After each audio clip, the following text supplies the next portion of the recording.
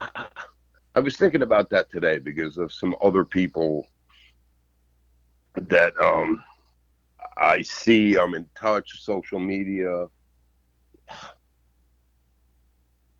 One of the things that made me crazy about the business was the groupies, the male groupies.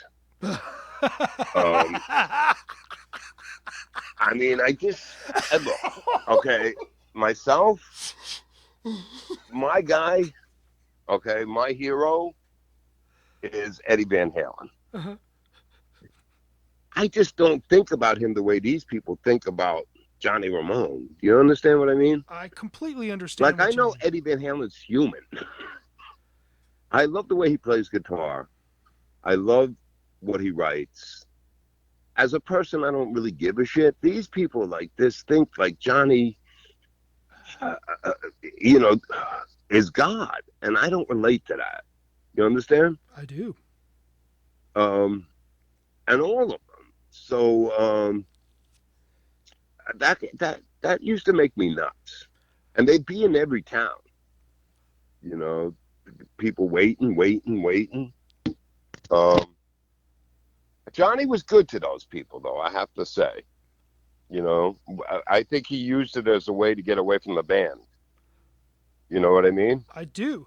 Um, Actually, the other thing that I'm obsessed with right now, because it's getting me a lot of exposure, is professional wrestling.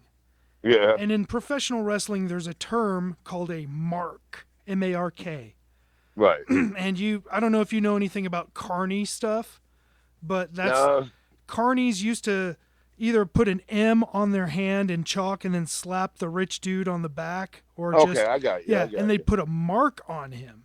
Hmm. So wrestlers that developed out of the carny scene started calling all the male fans that showed up and were obsessed, they started calling them marks.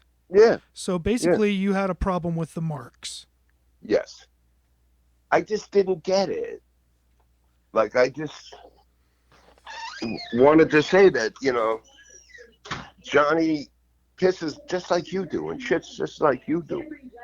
You know? Agreed. Um, like I know Eddie Van Halen does. You know Well, what I mean? I met Um, them one time and I was a mark. It you was met who? the band. It was Oh, did you? after by the way, I'm in Dallas. It was at Right. the Longhorn Ballroom where the Sex Pistols played. It was Yeah. Animal Boy Tour, and they were at a convenience store in the area, and we saw them, and I lost my shit. Did you? And Dee Dee headed us off, and Dee Dee took one for the team, and then kept us at bay and talked to us while everybody else got in the van. They weren't being mean or anything. It was just looks like Dee Dee decided to take one for the team that day. Yeah. I mean, that's okay. I don't know. That's okay. I Eh, mean, did you see them times after that? I've seen them 6 times.